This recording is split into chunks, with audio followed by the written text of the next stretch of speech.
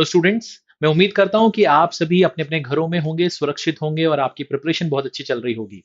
Examination जैसे ही हमारा करीब आता जाता है तो बहुत सारे बच्चों की ये शिकायत होती है कि कैसे सर हम अपने याददाश्त को बढ़ाएं, कैसे हम अपने मेमोरी को बढ़ाएं, क्योंकि हम पढ़ तो सब लेते हैं बट हमें लगता है कि हम सब कुछ भूल गए हैं। एग्जामिनेशन हॉल में तो हमें लगता है कि आंसर बस यहाँ से वहां घूमता रहता है मगर हम उसे लिख नहीं पाते। तो आज की इस सेशन में हम यही बात करेंगे कि हम कैसे अपने मेमोरी पावर को बढ़ा सकते हैं, कैसे हम किसी भी चीज को लंबे समय तक याद रख सकते हैं। तो चलिए शुरू करते हैं आज के इस सेशन को। तो सबसे पहले समझते हैं कि हमारा दिमाग कैसे काम करता है।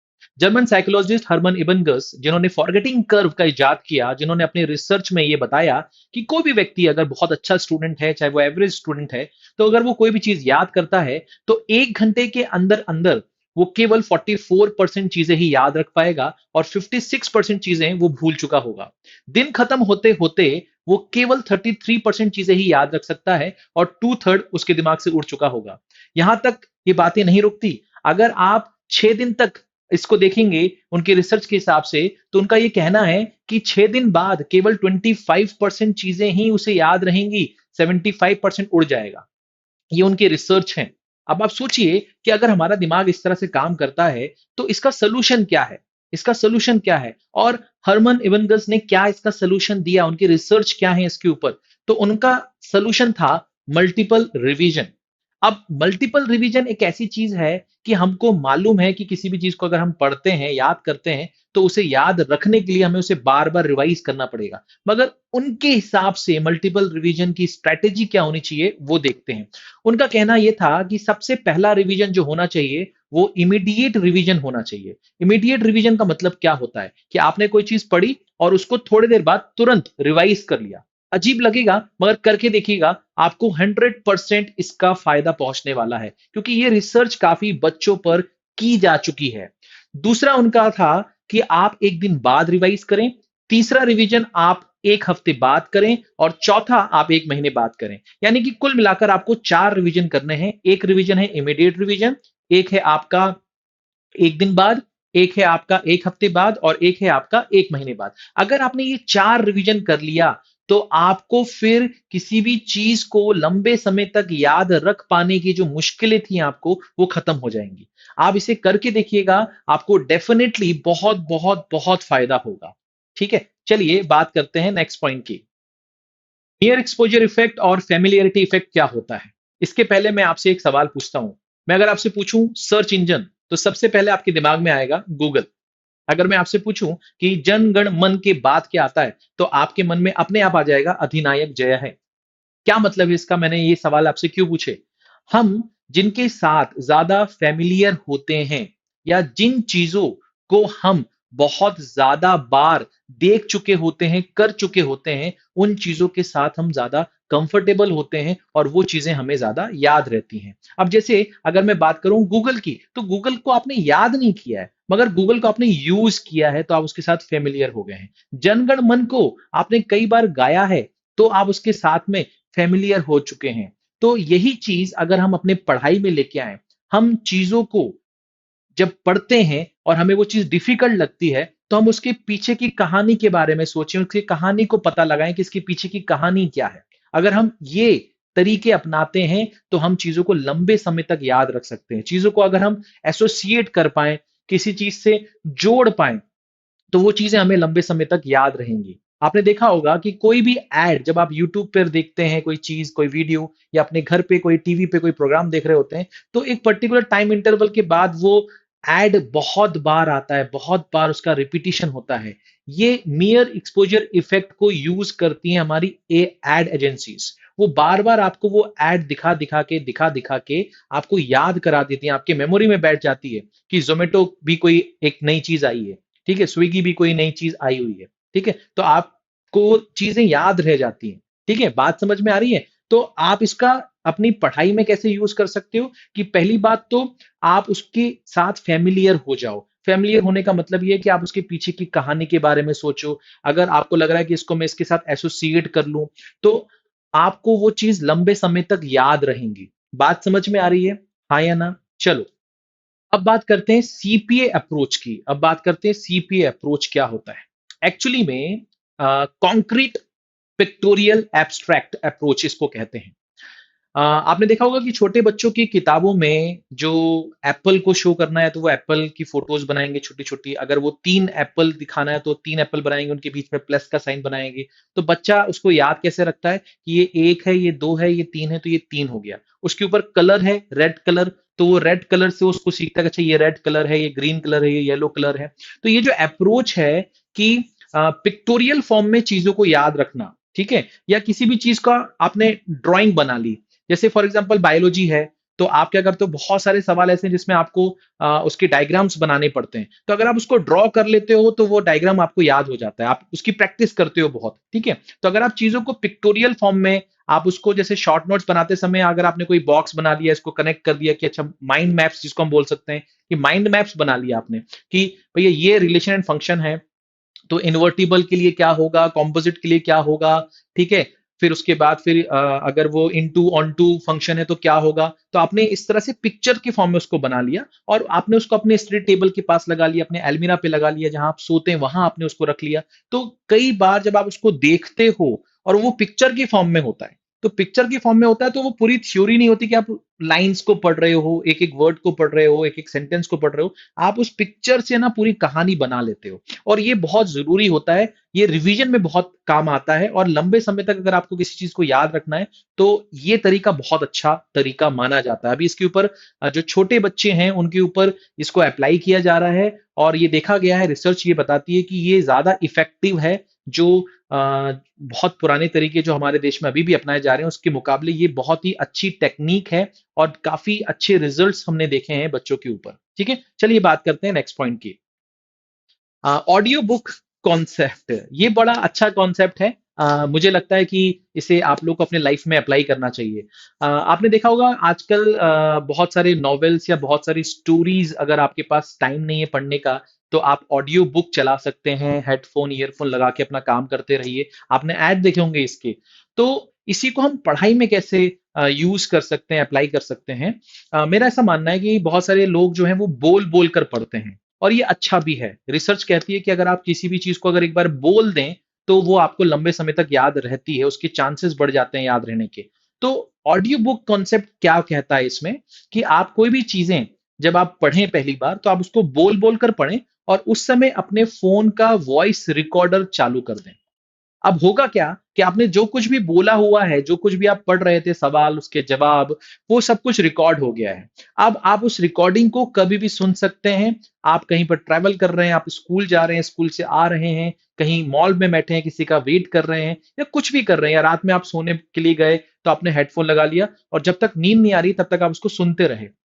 तो वो चीजें बार बार आपके दिमाग में चलती जाएंगी, ठीक है, बार बार चलती जाएंगी। जैसे सॉन्ग्स होते हैं ना, गाने होते हैं ना, आप कोई भी गाना, जैसे फॉर एग्जांपल पंजाबी सॉन्ग है, आपने उसको सुना और आपको याद हो गया, तो पहली बात तो इंटरेस्ट आपका उस गाने को लेके आया होगा, ठीक है। तो इंटरेस्ट तो आपका सब्जेक्ट के लिए होना चाहिए, तभी आप उसको याद रख सकते हो, उसको पढ़ोगे पहली बात। मगर आपने उसको कई बार सुना, और कई बार सुन सुन के आप पंजाबी आपको आती नहीं है तो भी आपने वो पंजाबी सॉन्ग आपको याद हो गया। तो उसी तरह से जो ऑडियो बुक कंसेप्ट है वो ये है कि आप अपनी आवाज को रिकॉर्ड कर लें। आप किसी चीज को, कोई थ्योरेटिकल चीजें हैं, कोई डेफिनेशन है, कोई स्टेटमेंट है, कोई थ्योरम है, ठीक है, या कोई सवाल का प्रोसीजर है, आप उसे बोलिए, उसे रिकॉर्ड कर लीजिए और उसे बार बार सुनिए। तो इससे भी आपको डेफिनेटली 100% फायदा पहुंचने वाला है। ठीक है, चलिए बात करते हैं नेक्स्ट पॉइंट की। नोट मेकिंग कॉन्सेप्ट, ये कोई बहुत नया कॉन्सेप्ट नहीं है, मगर देखा गया कि इस पे लोग काम बहुत कम करते हैं। जैसे कि मेरा मानना है कि अगर आप पीडीएफ से पढ़ रहे हैं तो आपको उतना फायदा नहीं होगा। अगर आप उसे हैंड रिटन नोट्स में कन्वर्ट कर लें, अगर आप अपने हाथों से उसको लिख लेंगे, तो आपके दिमाग में वो चीजें ज्यादा समय तक रह सकती हैं। पीडीएफ में क्या होता है, आप देखते रहते हैं, देखते रहते हैं, मगर वो चीजें आपको याद होती हैं, बट वो लंबे समय तक नहीं होती। तो कोशिश ये कीजिए कि अगर आप शॉर्ट नोट्स बनाते हैं, फॉर्मूला शीट्स बनाते हैं, जिसे हम चीट शीट भी कह सकते हैं। फॉर्मूला शीट का मतलब ये है कि मैथमेटिक्स में, फिजिक्स में, केमिस्ट्री में बहुत सारे फॉर्मूलेज हैं। अगर आप उसके छोटे छोटे फॉर्मूलेज बना लें, और वो फॉर्मूलेज जो हैं वो एक जगह एक छोटी सी किताब में लिख लें, एक छोटी सी पतली सी प्यारी सी किताब बनाइए, उसमें लिख लीजिए। और उसके बाद जब जब आपको न्यूमेरिकल में यूज पढ़ रहे हैं उस फॉर्मूले को, आप देखिए सवाल में लगाइए, आप देखिए, सवाल में लगाइए, और बार बार जब आप इसको देखेंगे और आप बार बार उसको अप्लाई करेंगे, यूज करेंगे, तो वो चीजें अपने आप याद हो जाएंगी। और बाद में रिवीजन के टाइम पे आपको किताबें नहीं खोलनी पड़ेंगी, कौन से चैप्टर में कौन सा फॉर्मूला देखना है, आपने एक बुकलेट बना ली है, आप इस बुकलेट को कभी भी कहीं भी बैठ के देख सकते हैं। ठीक है, शाम को चाय पी रहे हैं, कभी आप बोर हो रहे हैं, आपने उस बुकलेट को खोला, छोटी सी प्यारी सी बुकलेट बना ली और उसको आप देखते रहेंगे, तो वो आपको याद हो जाएगा। बात समझ में आ रही है? तो शॉर्ट नोट्स बनाएं, फॉर्मूला शीट बनाएं, चीट शीट बनाएं, माइंड मैप्स बनाइए, पीडीएफ को कन्वर्ट करिए हैंड रिटन नोट्स में। जितना ज्यादा आप लिखोगे उतना ज्यादा आपके लिए अच्छा रहेगा। ठीक है, बात समझ में आ गई? चलो बात करते हैं नेक्स्ट पॉइंट की। Paper folding method, paper folding method भी अपने मेमोरी को इंक्रीज करने का बहुत अच्छा मेथड है। ठीक है, तो इसमें क्या होता है, ये क्या टेक्निक है? आप एक पेपर लीजिए और उस पेपर को फोल्ड कर लीजिए। ठीक है, अब पेपर को फोल्ड करने के बाद, पेपर को फोल्ड करने के बाद आप एक तरफ जो भी आपने चैप्टर पढ़ा हो, जो भी आपने उसकी थ्योरी पढ़ी हो, उसको थोड़ा सा याद करने के बाद आप ये सोचिए कि इसके पॉसिबल क्वेश्चंस क्या क्या हो सकते हैं। एज ए एग्जामिनर मैं इस थ्योरी से क्या क्या क्वेश्चंस बना सकता हूं, या आपने उस बुक में कौन कौन से क्वेश्चंस देखे हुए हैं, आप उसको याद करने की कोशिश करिए और उसको लिखिए। जब आप उसको लिख लें तो उस पेपर को पलट कर उसके आंसर्स को लिखिए। पर आंसर्स लंबे लंबे होंगे, बड़े बड़े होंगे, आप बोलेंगे सर ऐसे कैसे, एक कागज में लिख लें, तो आप उसको छोटा छोटा लिखिए। आप कोशिश करिए कि उसके की पॉइंट्स लिखें, की वर्ड्स लिख लीजिए, अच्छा इसके लिए ये है, इसके लिए ये, इसके लिए ये। आप उसको एक्सप्लेन कर सकते हो, ये एबिलिटी आपके अंदर है, मैं जानता हूं। ठीक है, मगर आपको जो की पॉइंट्स है वो याद नहीं रहते। तो ये भी एक तरीका अच्छा है कि आप किसी भी चैप्टर को पढ़ने के बाद आप एक पेपर लीजिए, पेपर को फोल्ड कीजिए, उस पेपर को फोल्ड करने के बाद एक तरफ जितने भी पॉसिबल क्वेश्चंस हो सकते हैं एज ए एग्जामिनर या एज ए स्टूडेंट, आप सोचिएगा अच्छा ये भी तो पूछा जा सकता है, ये भी तो हो सकता है, ये भी तो हो सकता है, और उसके बाद उसके पीछे उसके आंसर्स लिखने की कोशिश करिए। तो ये चीजें आपकी मेमोरी को बढ़ाता है, आप चीजों को लंबे समय तक याद रख सकेंगे। बात समझ में आ रही है? दिमाग में जा रही हैं सब चीजें? ऊपर से तो नहीं गुजर रहा सब कुछ? चलो, तीसरा चौथा जो भी ये पॉइंट है, मुझे नहीं याद है अभी, टिक मार्क या स्पेशल नोटेशन मेथड, ये भी बहुत अच्छा तरीका है। मुझे लगता है कि जब भी आप कोई चीज पढ़ते हैं और पढ़ने के बाद जैसे आपने कोई थ्योरी पढ़ ली, कोई फॉर्मूला पढ़ लिया और आप उसके सवाल लगाने जा रहे हैं, अब आप जब पहली बार उस किताब के सवाल लगाते हो तो आपको नहीं मालूम होता है कि एक्चुअली में वो सवाल आसान है या कठिन है, तो आप सारे सवाल लगाना शुरू कर देते हो। तो जब सवाल बनने लगते हैं आपका कॉन्फिडेंस बढ़ता जाता है, बढ़ता जाता है, बढ़ता जाता है। बीच में एक ऐसा सवाल आता है जहां पर आपका कॉन्फिडेंस हिल जाता है, जहां पर आपको लगता है कि यार इस सवाल ने बहुत घुमाया मेरे को, इस सवाल में मैं कंफ्यूज हो गया। तो वो जो सवाल था जिसमें आप कंफ्यूज हुए, जिसने आपको घुमाया, जो जिसने आपको परेशान किया, जिसमें आपको समय ज्यादा लग गया दूसरे सवालों के कंपैरिजन में, उस पर आप एक निशान बना दीजिए। और ऐसे उस चैप्टर में कुछ और सवाल भी आपको मिलेंगे। अब इससे फायदा क्या है? इससे फायदा यह है कि ये आपके रिवीजन करते समय आपको बहुत हेल्प करेगा। कैसे करेगा? जैसे आपने जब चैप्टर पढ़ लिया एक बार, जब आप दूसरी बार कभी भी उसको पढ़ने बैठेंगे, तो आपको मालूम है कि इस चैप्टर में अगर ये जो मैंने मार्क किए हुए क्वेश्चन है, अगर इसको मैंने ट्राई कर लिया तो पूरा चैप्टर अपने आप रिवाइज हो जाएगा। तो आपका टाइम बचेगा और आपने अच्छे अच्छे क्वेश्चंस को किया और आपका टाइम बच गया। अब वो टाइम आप कहीं दूसरे सब्जेक्ट में या उसी सब्जेक्ट में किसी डिफिकल्ट टॉपिक में इन्वेस्ट कर सकते हो। बात समझ में आई? ये देखा गया कि बहुत सारे बच्चे बोलते हैं सर रिवीजन करने बैठते हैं तो पूरा रिवाइज ही नहीं कर पाते। तो यही बड़ी गलती करते हो, आप हर बार जब पढ़ते हो ना तो पूरा पूरा पढ़ते हो। आप हर बार पूरा पूरा मत पढ़ो, ठीक है? जो इंपॉर्टेंट चीजें हैं उसको साल भर निकाल के रख लो कि यार इस चैप्टर में ना ये इंपॉर्टेंट चीज है, इस पे कोई निशान बना दो कि जब भी मैं दूसरी बार इसको खोलूंगा ना तो मैं दूसरी बार सिर्फ इस चीजों को देखूंगा, मैं पूरी किताब नहीं पढ़ूंगा, पूरा चैप्टर नहीं पढ़ूंगा। बात समझ में आ रही है? ठीक है, चलो आगे बढ़ते हैं।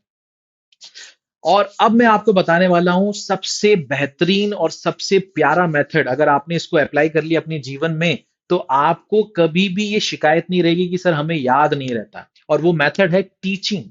अब टीचिंग का मतलब ये नहीं है कि मैं आपसे ये कह रहा हूं कि आप टीचर बन जाएं, बस अपने अंदर ये एबिलिटी लेके आए कि अगर आपको कोई ये कहे कि जो आपने पढ़ा है उसको एक्सप्लेन कर दो, तो आपके अंदर ये एबिलिटी होनी चाहिए कि आप उसको इतने अच्छे से एक्सप्लेन करें कि वो सामने वाला बंदा उस सब्जेक्ट के बारे में कुछ भी नहीं जानता हो तो भी वो समझ जाए कि यार एक्चुअली में जो समझाने की आप कोशिश कर रहे थे मुझे समझ में आ गया। जैसे आपके घर में कोई छोटा भाई है, आप ट्वेल्थ में हो, 11th में हो, वो बच्चा 8 9th में है, और आप उसे कोई चीज समझा रहे हो, फिजिक्स की, केमिस्ट्री की या मैथमेटिक्स की, और आप उसको इतने अच्छे से समझा सको कि उसे वो चीज समझ में आ जाए, क्योंकि है तो वो भी स्टूडेंट ही।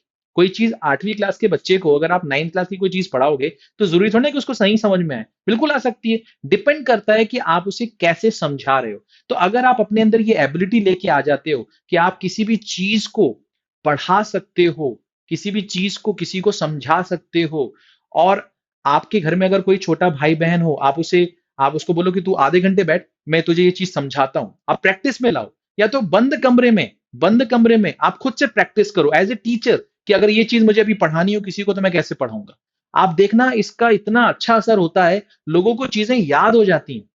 और एक बार अगर आपने ये चीजों को, अपने टीचिंग को अगर अपने पढ़ाई में इंक्लूड कर लिया कि यार मैं जो भी चीजें पढ़ रहा हूं ना, मैं इसको एज ए टीचर एक्सप्लेन करूंगा, तो एक कमरा बंद करो चुपचाप आराम से और जाके बोलना शुरू कर दो। सोचो कि अगर तुम टीचर होते और तुम्हें ये चीज पढ़ानी हो तो तुम कैसे पढ़ाओगे। तो अगर आप इसको अप्लाई करोगे ना, तो आपको डेफिनेटली 100% इसका प्रॉफिट मिलेगा, आपको इसका रिटर्न मिलेगा, आपको इसका फायदा पहुंचेगा। ठीक है। तो उम्मीद करता हूं कि आज के सेशन में आपको आ, मेरी बताई हुई चीजें समझ में आई होंगी, और मैंने पूरी पूरी कोशिश की है कि आपके मेमोरी को किस तरह से हम बढ़ाएं और किस तरह से आप अपने एग्जामिनेशन में अच्छा परफॉर्म करें।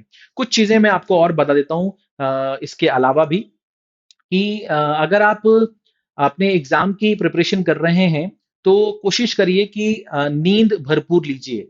6 से 8 घंटे की नींद बहुत जरूरी होती है। अगर आप 6 से 8 घंटे की नींद नहीं ले रहे हैं तो ये बहुत चांसेस हैं कि आप 10 से 15% अपने नंबर कम कर लेंगे।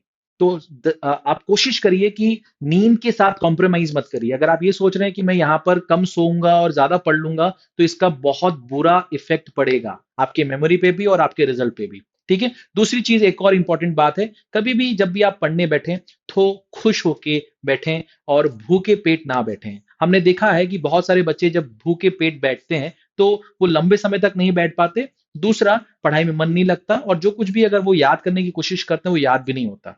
ठीक है। और खुश होके, बहुत इंपॉर्टेंट है, खुश होके पॉजिटिव होकर कि नहीं यार मैं कर सकता हूं, मैं करूंगा और मुझे आज करना ही है। ठीक है। इस ध्यय के साथ में, इस सोच के साथ में पढ़ने बैठिएगा। ठीक है। चलिए, तो अगले सेशन में मिलते हैं और कुछ नए प्रॉब्लम के सोल्यूशन की बात करते हैं। ठीक है। Thank you.